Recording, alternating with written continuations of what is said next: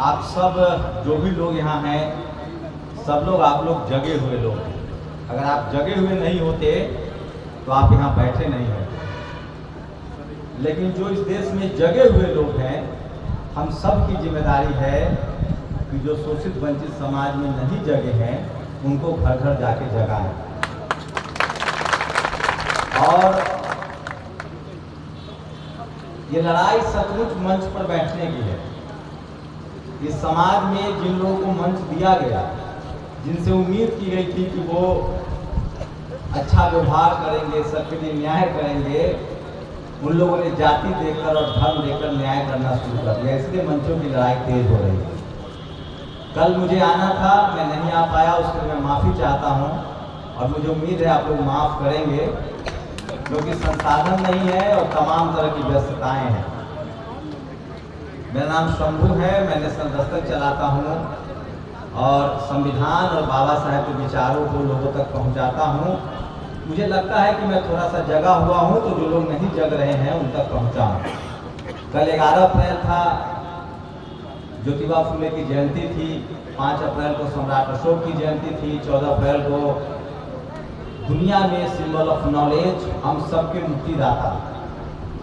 आप यकीन मानिए, पैदा तो हमारे बाप दादा भी हो रहे थे, उनके बाप दादा भी हो रहे थे, लेकिन पिछले 1000-1500 साल की जो हमारी गुलामी थी, उनको किसी ने खत्म किया है, तो वो बाबा साहब अम्बेडकर ने संविधान से किया है।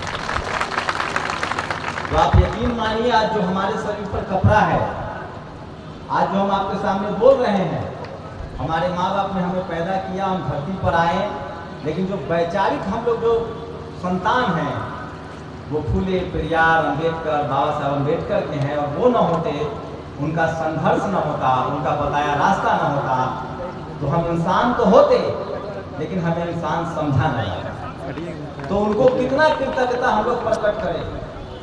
मैं मोटी मोटी 2-4 बातें कहूँगा, और वो जरूरी इसलिए है कि आज भी इस देश में आज़ादी के 75 साल बाद इस देश के 90% लोगों की स्थिति नहीं बदली है। 10% लोगों के पास, मान लीजिए देश में 100 रोटी है खाने के लिए, तो 90 रोटी 10 लोगों के पास है। वो खा खा के मोटा हो रहा है, और 10 रोटी में 90 लोग गुजारा कर रहे हैं। उनके बच्चे लाचार, बेबस हैं। आज इस देश में जो 90% लोग हैं, उनको संविधान में जो बाबा साहब ने हक दिया है, वो हक मिल नहीं रहा है। हमारे लिए स्कूल कॉलेज नहीं है, हॉस्टल नहीं है, अस्पताल नहीं है। जब बाबा साहब थे, उस समय के जो हालात थे, उसके हिसाब से लड़ाई लड़ी उन्होंने, और संविधान में ऐसा प्रावधान किया। उनको उम्मीद रही होगी कि 20 साल 25 साल में हमारे लोग जग जाएंगे और वो अपनी किस्मत बदल लेंगे, लेकिन हम लोग शायद नहीं जगे हैं। अगर जगे होते तो ये हॉल भरा होता। और नहीं जगने से किसका नुकसान है? नहीं जगने वालों का नुकसान है और देश का नुकसान है। जो नहीं जगेगा, जो बाबा साहब के रास्ते पर नहीं चलेगा, न वो मंच पर बैठ पाएगा, न उसके शरीर पर कपड़ा होगा, न उसको समाज में मान सम्मान होगा। मैं बाबा साहब को इसमें बहुत स्वार्थी आदमी हूँ, बहुत स्वार्थी। बाबा साहब को मैं इसलिए मानता हूँ क्योंकि बाबा साहब का विचार न होता तो न मैं अमीर होता, न मेरी समाज में इज्जत होती, और न मैं पढ़ना लिखना और बोलना सीखता।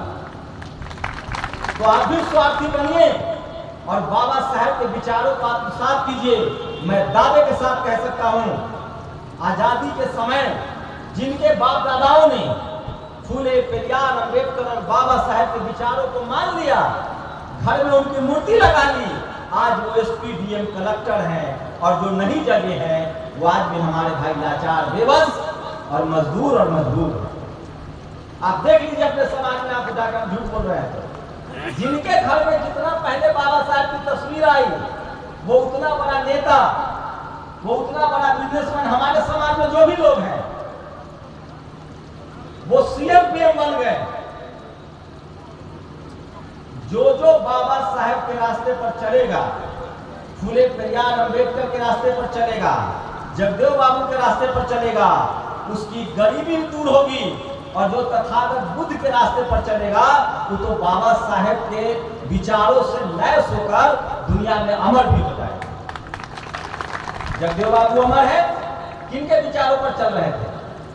बाबा साहेब के विचारों पर चल रहे थे। माननीय कांसीराम साहब अमर है, वो किनके विचारों पर चल रहे थे? बाबा साहेब के विचारों पर चल रहे थे। तो इसे लिखवा लीजिए स्टाम्प पेपर पर, उसकी गरीबी भी दूर होगी, मान सम्मान से भी जिएगा, और वो आंख में आंख डालकर कोई जातिवादी मनुवादी उसको डरा नहीं सकता है। लेकिन शर्त इतनी है कि बाबा साहेब के विचार को मानना पड़ेगा, उस पर चलना पड़ेगा, पढ़ना लिखना पड़ेगा और संवैधानिक अधिकार को जानना पड़ेगा। ये समझिए, ये एक लास्ट बात कह रहा हूं। मेरे पास, मैं ज्यादा बहुत पढ़ा लिखा नहीं हूं, बहुत पढ़ लिख नहीं पाया।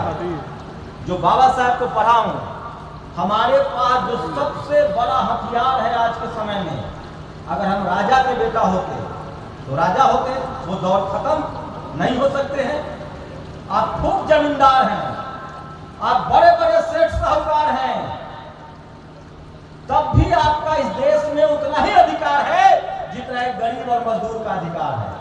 हमारे पास जो सबसे बड़ी संपत्ति है वो वोट की संपत्ति है, जो बाबा साहब ने दिया है।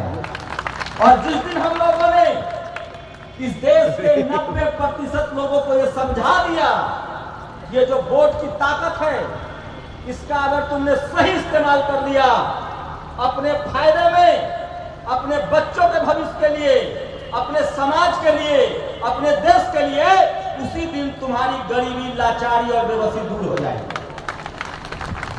आप सोचिए, बड़े बड़े साहब लोग जो साल के 365 दिन जाति के गुमान में घूमते हैं, जो हम पर अत्याचार करते हैं, चुनाव के समय हमारा पैर पकड़ते हैं। इसका मतलब है कि सबसे बड़ी ताकत वोट की ताकत है, सबसे बड़ी संपत्ति वोट की संपत्ति है, और यह संपत्ति बाबा साहब ने दिया है।